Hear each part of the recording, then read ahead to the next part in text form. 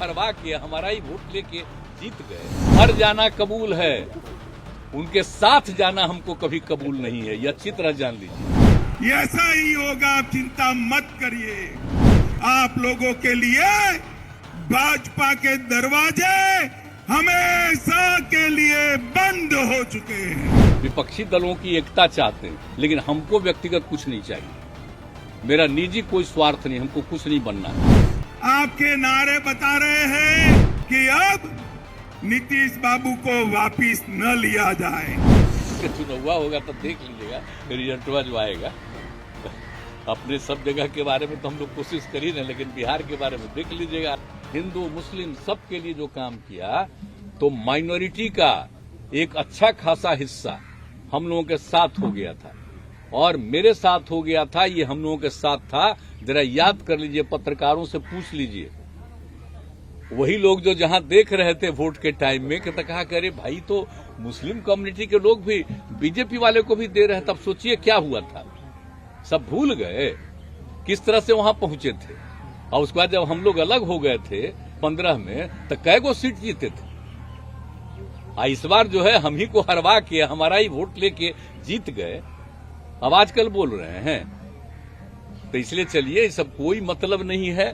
और हम लोग कहे के लिए, हम लोग तो इन लोगों के चलते चले गए थे, हम लोग तो चाहते नहीं थे।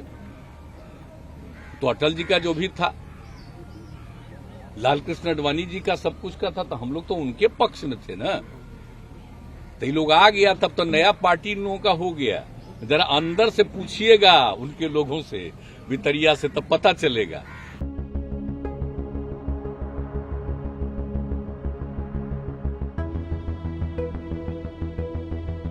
हम लोग तो सवाल ही नहीं पैदा होता है।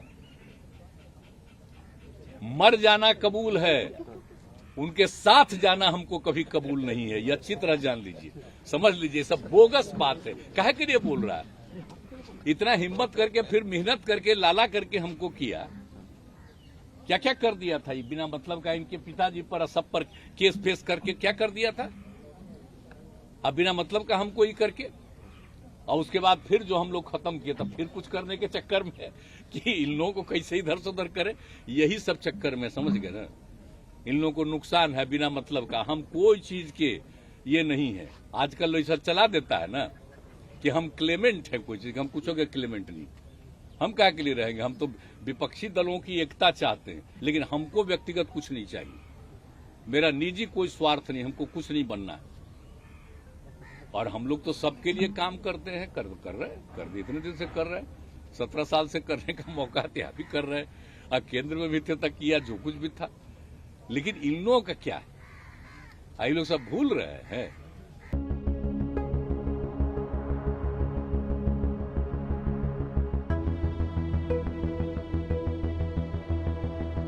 देखिए ना, 24 का चुनाव हुआ होगा तो देख लीजिएगा, रिजल्ट जो आएगा।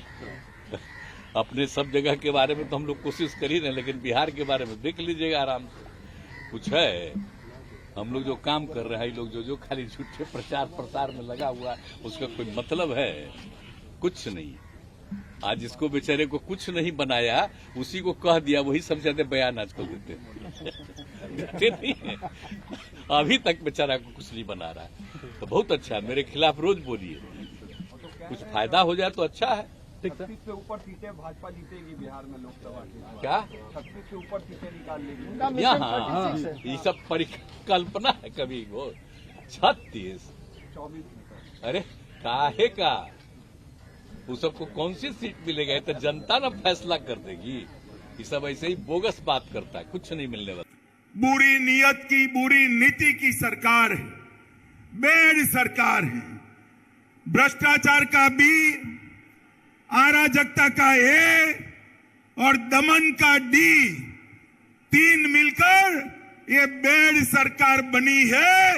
ये बुरी सरकार को उखाड़कर फेंक देना है। मित्रों, सरकार के सहयोगी जो है, वो भी विधायक हर रोज नीतीश बाबू का विरोध कर रहे हैं। वो भी जनता के विरोध का सामना कर रहे हैं। इनके आधे एमपी भाजपा के दरवाजे खटखटा रहे हैं और मैं पर एक बात स्पष्ट कर देता हूं, किसी के कि मन में ये संशय हो कि चुनाव के परिणामों के बाद नीतीश बाबू को फिर से भाजपा एनडीए में लेगी, तो मैं बिहार की जनता को स्पष्ट कह देना चाहता हूं और लल्लन बाबू को भी स्पष्ट कहना चाहता हूं, आप लोगों के लिए भाजपा के दरवाजे हमेशा के लिए बंद हो चुके हैं। माताओं, भाइयों, बहनों,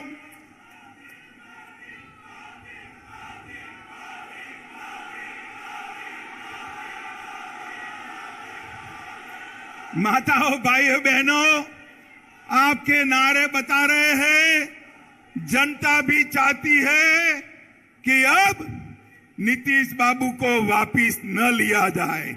यही चाहते हैं ना आप? यही चाहते हैं ना? ऐसा ही होगा, आप चिंता मत करिए। ये जातिवाद का जहर घोलने वाले नीतीश बाबू और जंगल राज के प्रणेता लालू प्रसाद अब इन दोनों के साथ भारतीय जनता पार्टी कभी राजनीतिक सफर नहीं तय कर सकती। मैं बिहार की जनता को कहकर जाना चाहता हूं।